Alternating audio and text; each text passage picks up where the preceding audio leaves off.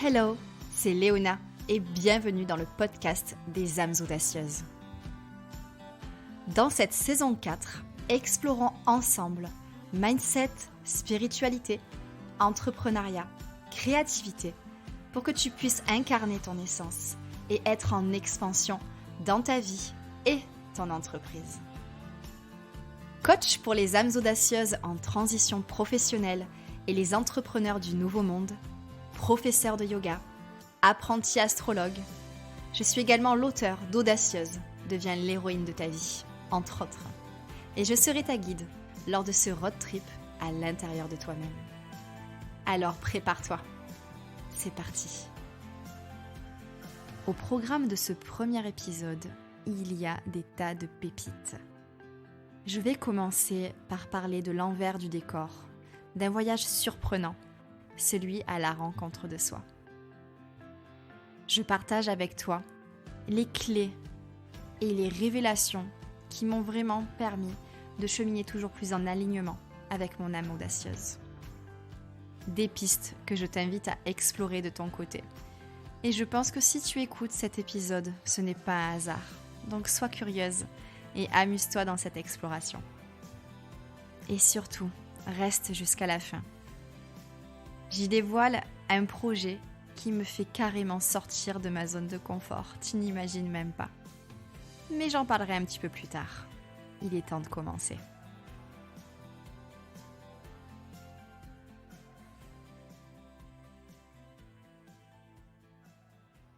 Quelle joie de te retrouver pour cette nouvelle saison. Cheminer vers soi, c'est définitivement un voyage surprenant. Et le podcast des âmes audacieuses existe pour t'accompagner dans cette aventure. Tout comme mon livre « Audacieuse, deviens l'héroïne de ta vie », ma newsletter et mon compte Instagram. Et si tu te lances avec moi à travers un Soul and Business Mentoring ou le Mastermind aligné et magnétique, tu sais que tu vas t'y rencontrer. Une nouvelle fois, sous une perspective différente et pourtant si révélatrice. Tout comme lors de la retraite Révèle ta quintessence. C'est vraiment ce qui m'anime profondément. Ça me passionne. Se rencontrer est une aventure qui demande du courage, apprendre à se connaître, intégrer toutes nos facettes, suivre les signes et écouter son intuition pour faire un pas de plus dans la direction de son âme, et puis sauter dans la zone magique pour incarner son essence. L'essence de notre être, c'est ce qui fait qui l'on est. C'est notre nature même, ce qui nous rend uniques. Et c'est à partir de cette rencontre en conscience que tout change. Mais se rencontrer, ce n'est pas « Oh, ça y est, je me suis rencontrée, c'est fait, on peut passer à autre chose ». C'est vraiment l'aventure d'une vie. On ne finit jamais de se rencontrer, surtout quand on est impliqué dans son développement personnel et spirituel. On n'en finit jamais d'évoluer. Et plus on évolue, plus on arrive à toucher des parties de nous qui étaient complètement inconnues à la base et qui se révèlent au fil du temps. Et je tiens à préciser que lorsque je parle d'évolution, ça ne veut pas dire devenir une meilleure version de soi-même. Ça veut dire devenir soi-même. Évoluer pour aller toujours au plus près de son essence, de son authenticité, de ce qui nous rend uniques. Je trouve qu'il y a deux métaphores qui pourraient tout à fait correspondre au fait de se rencontrer. La première métaphore, c'est la métaphore des poupées russes, donc, ou de l'oignon. C'est un petit peu moins glamour, mais l'idée est là. L'idée, c'est vraiment de se dire qu'il y a toujours quelque chose d'autre à découvrir en soi. Il y a toujours un trésor qui se cache derrière un autre trésor. Et parfois, certains trésors pourraient paraître être des fardeaux ou des choses qu'on n'a pas envie de regarder en face parce que ça brille pas, que c'est tout poussiéreux, que c'est tout gluant. Mais en se connectant à cette part de nous, on peut tout à fait transmuter et découvrir le trésor qui était caché derrière ce côté gluant, noir, visqueux ou poussiéreux. L'autre métaphore qui fonctionne très bien par rapport au fait d'être authentique, de se rencontrer et de rayonner son essence, c'est la boule à facettes. Les âmes audacieuses sont, je pense, à 99% toutes multifacettes. Et je pense que c'est super important de l'accepter et de le célébrer. Et c'est pour ça que je voulais enregistrer cet épisode, pour te donner des pistes afin d'aller explorer tes multiples facettes, ou alors de t'explorer de multiples façons. La dernière métaphore, pour clôturer le petit moment métaphore, ce serait la métaphore du road trip, bien évidemment. Si tu as lu Audacieuse devient l'héroïne de ta vie, je pense que tu vois très bien où je veux en venir. Mais je pense qu'en fait, quand on part à la rencontre de soi-même, on embarque dans son petit camper van et justement on fait des stops, on découvre une poupée russe qui se cachait à l'intérieur d'une autre poupée russe. Hop, on reprend le chemin et plus tard, bam, on est sur la piste de dance, telle la boule à multi-facettes et hop, on fait rayonner quelque chose en nous qui ne rayonnait pas du tout jusque-là. Et en fait, la vie est une aventure. C'est vraiment là où j'avais envie d'en venir. La vie est une aventure, la rencontre de soi est une aventure qui n'a pas à être fun tout le temps, qui peut être éprouvante parfois, mais une épreuve, c'est simplement le fait d'exprimer la preuve que l'on peut justement surmonter l'obstacle en question. La vie, elle est pleine de nuances et toi aussi. La vie, elle est cyclique et toi aussi. Donc, venons-en au fait. Les pistes que j'avais envie de t'inviter à explorer, il y en a plusieurs. Je vais commencer par le mouvement. Aujourd'hui, dans notre société, on a tendance à être extrêmement immobile face à nos ordinateurs ou nos écrans. Et remettre du mouvement dans une vie, ça peut tout changer. Moi, j'ai commencé en faisant du sport pour muscler mon dos, puisque j'ai une triple scoliose qui avait tendance à me causer quand même d'assez forts inconforts et des douleurs. Donc, j'ai commencé à me muscler en faisant de la musculation. Et puis, finalement, j'ai commencé à faire du fitness. Je suis devenue coach sportif tellement cette reconnexion à mon corps par le mouvement m'a permis de toucher une partie de moi qui m'était totalement inconnue.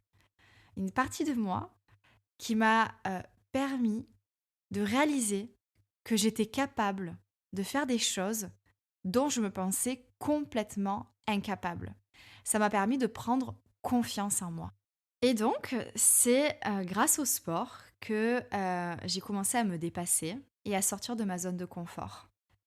Ça a été vraiment très révélateur et très formateur. À tel point que ça m'a entraînée à devenir personal trainer, donc coach sportif, pour permettre à d'autres femmes de ressentir ça, de prendre confiance en elles, de vraiment réaliser toute la puissance qu'elles ont en elles et de pouvoir appliquer cette confiance en soi ailleurs aussi. Et c'est pour ça que j'ai ensuite été très rapidement vers le coaching de vie.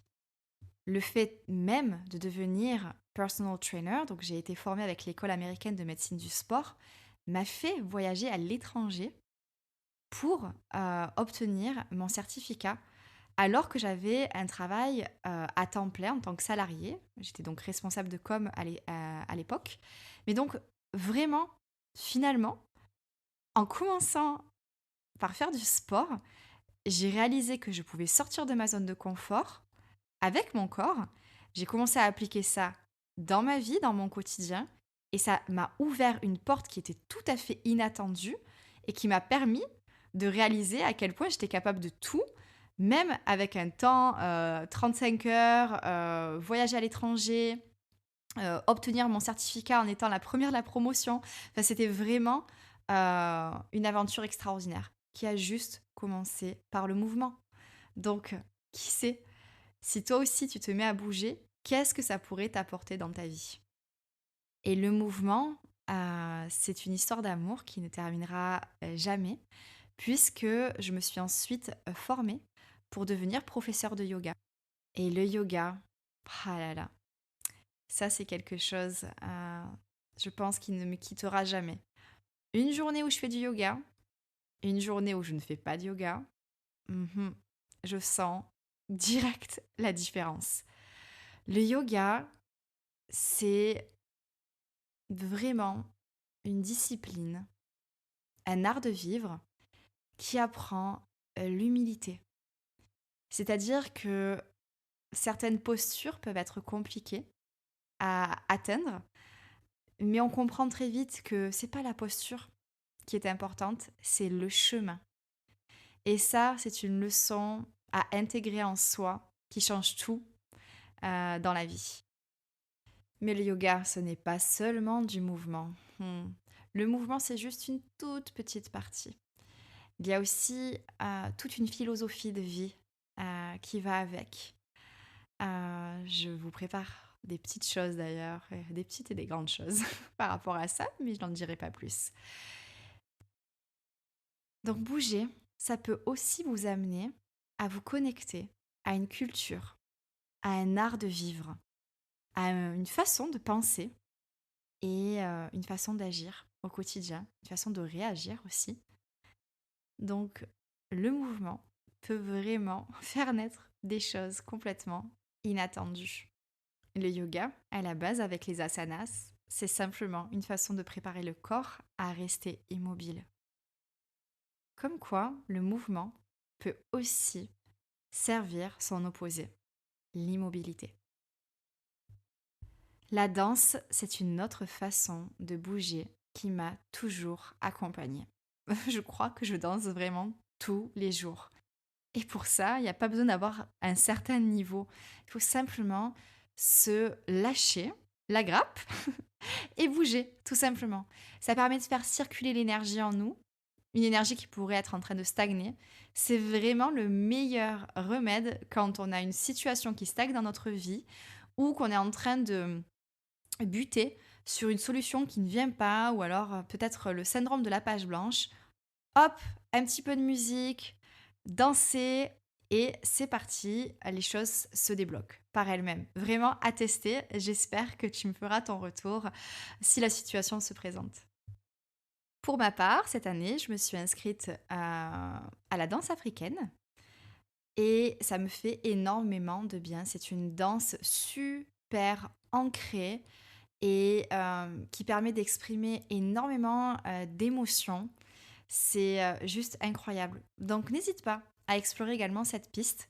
Tu peux tout à fait danser dans ton salon en mode danse intuitive ou alors, pourquoi pas, te connecter à une culture ou à une façon de danser en particulier et vouloir apprendre certains pas. Donc à toi de voir. Être en mouvement, c'est aussi très simple dans notre quotidien. Aller marcher dans la nature. C'est juste incroyable ce que ça peut apporter comme bien-être. Et il y a plein de façons d'être en mouvement, en pleine nature. Le vélo, la nage, l'escalade, plein de pistes à explorer. Moi, je sais que aller marcher, ça me remplit de joie et je me sens toujours très connectée à la terre et à l'univers dans ces moments-là. Donc, ça nourrit mon âme. À toi de voir ce qui nourrira la tienne. Une autre façon de se découvrir peut passer par la méditation. Alors, si tu pratiques le yoga, tu sais que la méditation fait partie du yoga avec les exercices de respiration et tous les autres membres du yoga. Mais tu n'as pas forcément besoin de pratiquer le yoga pour méditer. La méditation, c'est quelque chose qui n'a pas à être compliqué. Méditer, ça ne veut pas dire arrêter de penser. Ça veut dire se laisser traverser par ses pensées. Ne pas se laisser définir par ses pensées et ses inquiétudes. Les laisser passer devant nous ou nous traverser comme des bulles de savon. C'est ce que je dis très souvent. Et ça apporte une sérénité incroyable. Alors au départ, ça peut être très frustrant parce qu'on va avoir 10 000 idées à la minute, mais ça demande de la patience et beaucoup d'humilité, de la constance aussi. Il vaut mieux méditer 2 à 5 minutes par jour, tous les jours, qu'une heure par semaine. Moi, j'ai un rapport particulier avec la méditation puisque j'ai eu un problème de santé assez grave et c'est à ce moment-là en fait que j'ai commencé à méditer. Le médecin, donc j'étais en Australie, m'a dit que si j'étais capable de calmer mon niveau de stress, les choses pouvaient rentrer dans l'ordre puisque mon système immunitaire pourrait se retaper. Et en fait, j'ai commencé à méditer absolument tous les jours à ce moment-là. Et quelques mois plus tard, tout était rentré dans l'ordre. Donc c'était vraiment l'expression d'une preuve que la méditation est quelque chose de merveilleux, que je conseille à absolument tout le monde sur cette planète. Et c'est d'ailleurs pour ça que j'ai enregistré des méditations pour le podcast des âmes audacieuses, mais pas seulement. Euh, Dans mon livre, Audacieuse devient l'héroïne de ta vie, il y a des méditations d'activation pour réellement intégrer les notions et tout le cheminement, les exercices qui sont dans le livre, que ce ne soit pas que de la théorie, que ce soit donc de la pratique, mais aussi de l'intégration énergétique. Méditer, c'est aussi créer cet espace pour que on puisse vraiment intégrer certaines choses dans notre énergie. Et c'est quelque chose qu'on a tendance vraiment à ne pas considérer assez, je trouve. Donc voilà, c'est dit. Un autre outil de connaissance de soi, c'est le développement personnel, bien évidemment, avec une transformation en conscience de son mindset. Et ça fait des merveilles. C'est-à-dire que nos pensées façonnent notre réalité. Donc travailler sur son mindset, c'est bien évidemment une évidence, même si ça demande beaucoup d'attention, beaucoup d'observation au départ, pour déjà être honnête avec soi-même et se dire quelles sont les pensées qui ont tendance à revenir, quelles sont les pensées qui ont tendance à me maintenir dans des schémas toxiques, et ensuite pouvoir les transformer en conscience. Et durant mes accompagnements, que ce soit des accompagnements en coaching de vie, en energy coaching, ou alors les accompagnements avec les entrepreneurs du nouveau monde, c'est toujours quelque chose qui prend de l'espace parce que c'est primordial. Si on lance un projet, mais qu'on n'y croit pas, ça ne va pas pouvoir fonctionner. Si on essaye de gagner sa vie grâce à son entreprise, mais qu'on se concentre sur le manque, ça ne pourra pas fonctionner non plus. Donc le mindset, c'est ce qui va vraiment être le point de départ de toute une ribambelle d'effets ricochets, je pourrais dire. Donc pour travailler sur ton mindset, tu peux tout à fait te plonger dans mon livre Audacieuse devient l'héroïne de ta vie, puisqu'il y a de nombreux exercices qui te permettent de transmuter tes pensées et de les transformer pour que tu puisses avancer toujours plus en alignement avec ton âme. Il n'y a pas que Audacieuse devient l'héroïne de ta vie, il y a d'autres supports qui pourront t'aider. Je conseille également de se faire accompagner en coaching, que ce soit avec moi ou avec un autre coach, mais vraiment c'est quelque chose qui fait gagner des années dans son cheminement vers soi. Et ce qui est merveilleux, c'est que je me suis formée pour aller encore plus loin que le mindset. Parce que le mindset, c'est donc une pensée qui va générer une émotion. Et cette émotion, en fait, elle va être à la racine d'une énergie qui va se loger en nous. Et grâce à l'énergie coaching, on va pouvoir aller dans l'espace liminal, donc le monde intérieur de la personne qui sera donc accompagnée, et on va pouvoir aller transmuter énergétiquement ce qui se passe en fait en la personne. On va vraiment à la racine de tout. Mais avant de pouvoir aller à la racine de tout, il faut pouvoir identifier la pensée et ensuite l'émotion et aller toujours plus loin. Donc, l'energy coaching, ça peut être quelque chose d'extrêmement révélateur en fait. Je cherchais le mot juste. Libérateur aussi. Donc ça c'est un outil euh, que tu pourras expérimenter à travers de futures expériences que je vais proposer. Mais je n'en dis pas plus pour le moment. Ce que tu peux retenir ici, c'est vraiment d'apprendre à te poser avec tes pensées et de ressentir où est-ce que ça se loge dans ton corps. Apprendre à mettre des mots sur ce qui se passe en toi. C'est aussi grandir dans ton intelligence émotionnelle. Et ça, c'est super important, d'être capable de pouvoir mettre des mots sur ce que l'on ressent. Mettre des mots, ça permet de pouvoir trouver une solution. Tiens, je ressens ça, qu'est-ce qui pourrait me permettre de me sentir mieux? Ou qu'est-ce que j'ai besoin de faire pour me libérer ou transmuter ce mal-être? Qu'est-ce que je peux mettre en action? Un autre outil qui m'a toujours laissé un petit peu sans voix, c'est le tarot et les oracles. Je trouve que c'est une merveilleuse façon de se connecter à son âme que de tirer une carte ou de faire des tirages spécifiques pour avancer dans sa connaissance de soi et pour se faire confiance aussi. Le tarot, les oracles, c'est quelque chose que j'ai découvert quand j'étais en Australie. Ça a été vraiment décoiffant, si je puis dire, parce que c'était toujours très juste. Je me suis formée d'ailleurs avec Otavia pour apprendre à lire un tirage de tarot. C'est quelque chose que je garde pour moi, personnellement, mais que j'invite à explorer.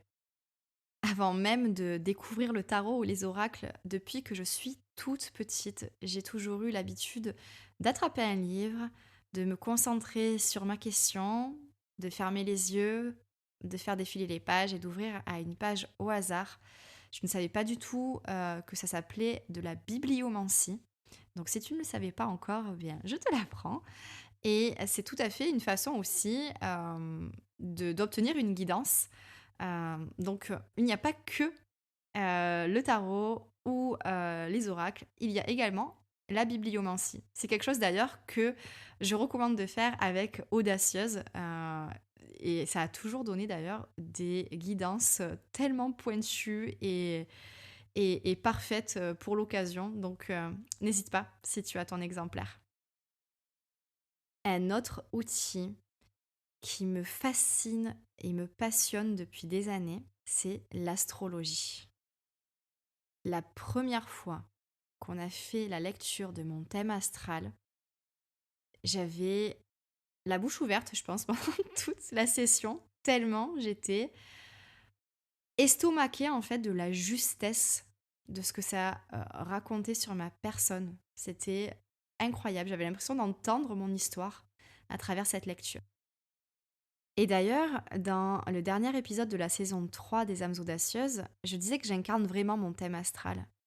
Parce que je vis comme la Capricorne, ascendant Taureau, descendant Scorpion et lune en Sagittaire que je suis.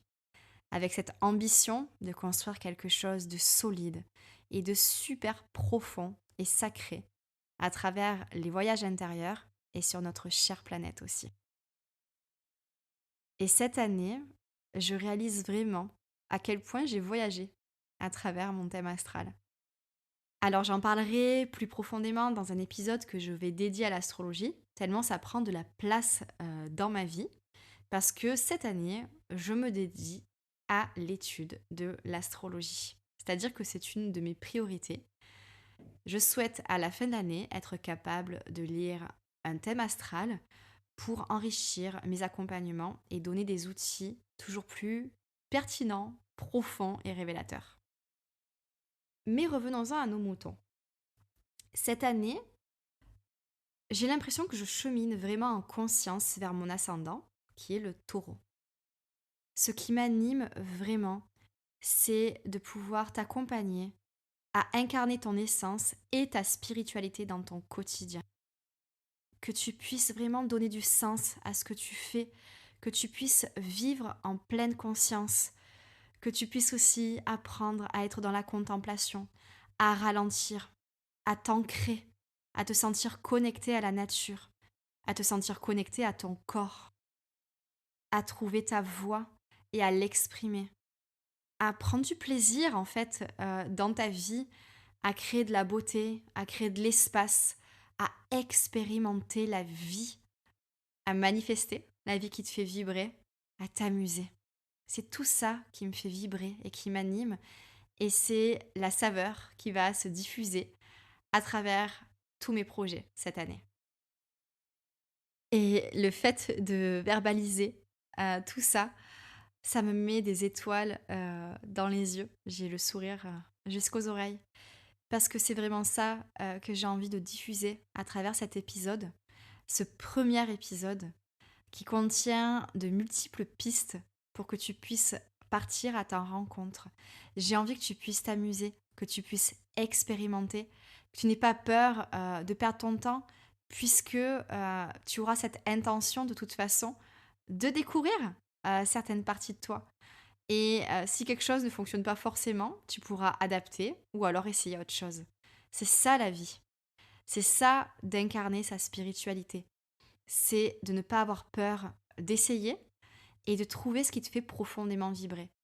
Pour trouver ce qui te fait profondément vibrer, tu as besoin d'essayer, de sortir de ta zone de confort, de t'aventurer. Et c'est vraiment là où j'ai envie de t'amener cette année. Et tu vas bientôt comprendre que c'est également là que je m'aventure cette année. Mais avant de dévoiler la fameuse surprise, le fameux projet secret, je voulais un petit peu t'expliquer qu'est-ce qui va changer cette année pour la sororité des audacieuses. Alors, ce qui ne change pas, c'est que je partagerai toujours à propos de mindset, d'énergie, de spiritualité, d'entrepreneuriat et de créativité, pour qu'on puisse vraiment voyager ensemble à travers ce qui va te permettre de vivre en alignement avec ton âme audacieuse. Je créerai parfois des méditations guidées qui seront diffusées sur le podcast directement. Il y en a déjà quelques-unes d'ailleurs, donc n'hésite pas à les découvrir pour méditer avec moi. Et d'autres projets vont voir le jour, dont un aujourd'hui, donc reste bien jusqu'à la fin. Où est-ce que tu vas pouvoir me retrouver cette année? Donc, bien évidemment, ici même, sur le podcast des âmes audacieuses, qui est disponible partout, même sur YouTube. Et ça, c'est une des nouveautés 2023. Tu pourras retrouver les épisodes piliers des dernières saisons et chaque épisode de cette saison 4 sera immédiatement diffusé sur YouTube à sa sortie.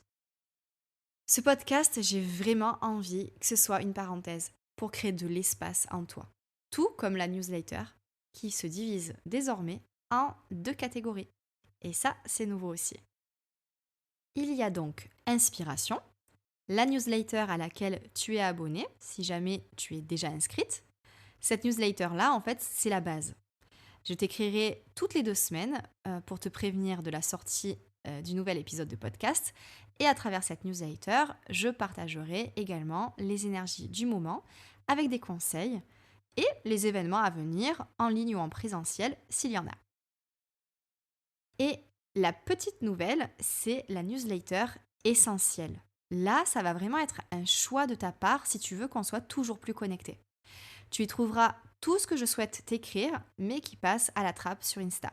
Ça me manquait tellement ces moments où vraiment je pouvais partager des tips, des conseils et où en fait mes posts étaient lus.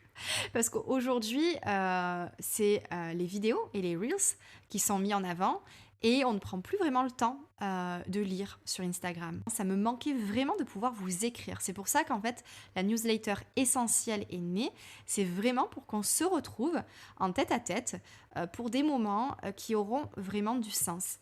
Tu cliqueras pour ouvrir la newsletter et ce sera vraiment une parenthèse pour t'apporter quelque chose qui donnera du sens à ton quotidien. Donc, ce qu'il faut retenir par rapport à la newsletter essentielle, c'est que ce sera un contenu plus intimiste et profond et une façon de te connecter à ton essence au cœur de ton quotidien où tout va peut-être un petit peu trop vite. Et moi, je me sens tellement mieux depuis que j'ai eu cette idée parce que ça m'avait bouleversée vraiment dans ma créativité, dans mon processus de création de contenu. Donc, c'est parti d'ailleurs. Aujourd'hui, j'ai écrit la première newsletter essentielle. Essentielle qui s'écrit avec un C, petit jeu de mots.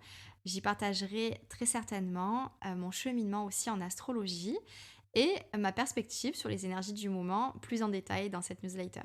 Donc vraiment, c'est vraiment un projet qui me tenait vraiment à cœur et que je suis super heureuse d'avoir lancé.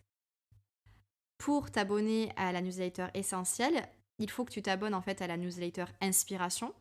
Et ensuite, quand tu recevras un premier email, tu auras juste à cliquer pour dire OK, je veux bien recevoir la newsletter essentielle. Si jamais ça ne te correspond pas, tu le sais très bien, tu pourras toujours te désabonner sans souci.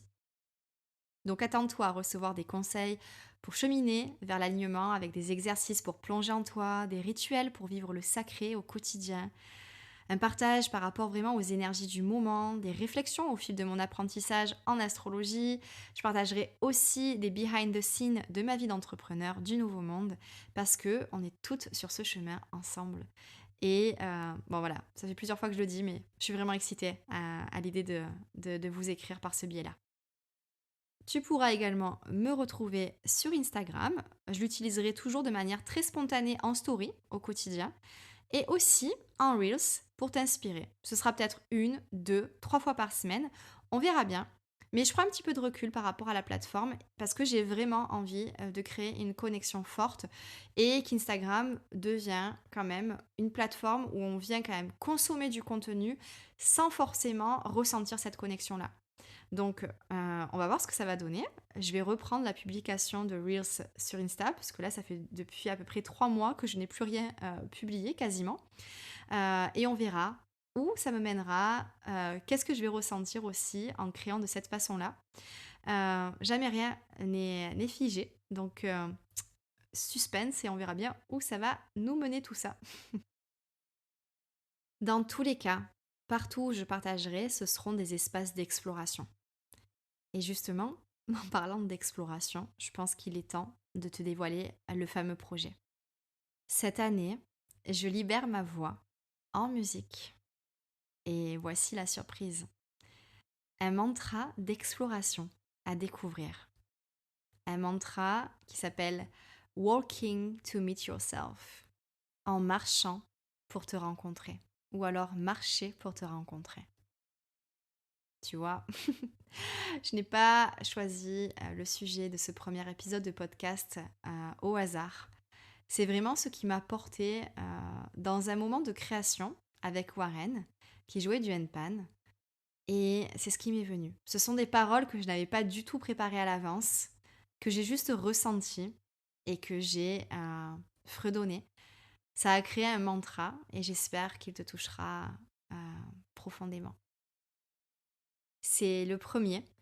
Je ne pense pas que ce sera le dernier. Donc je te donne quelques petites pistes pour que tu puisses vivre ce moment au mieux.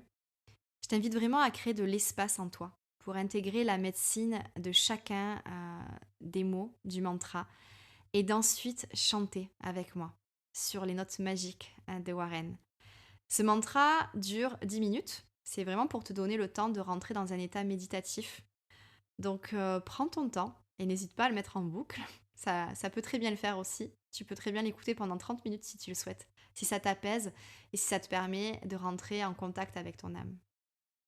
Je vais donc te laisser écouter un extrait dans quelques minutes. Pour l'écouter en entier, il faudra simplement que tu te rendes sur la fiche artiste Wisdom Seekers, parce que c'est le nom de notre groupe avec Warren, Wisdom Seekers. Wisdom, W-I-S-D-O-M, Seekers, S-2-E-K-E-R-S. Et nos futures compositions, nos futurs mantras d'exploration seront disponibles sur Spotify, Deezer, iTunes, YouTube. On est partout, sur toutes les plateformes d'écoute. Et si tu te souviens plus, tu peux toujours chercher Leona Reading ou Warren Chanty et trouver notre duo. Parce que parfois, quand on chemine vers soi, on peut avoir l'impression d'être seul, de ne pas vraiment comprendre où l'on va. Ce mantra, c'est une reconnexion profonde à ton âme. Tu n'es jamais seul.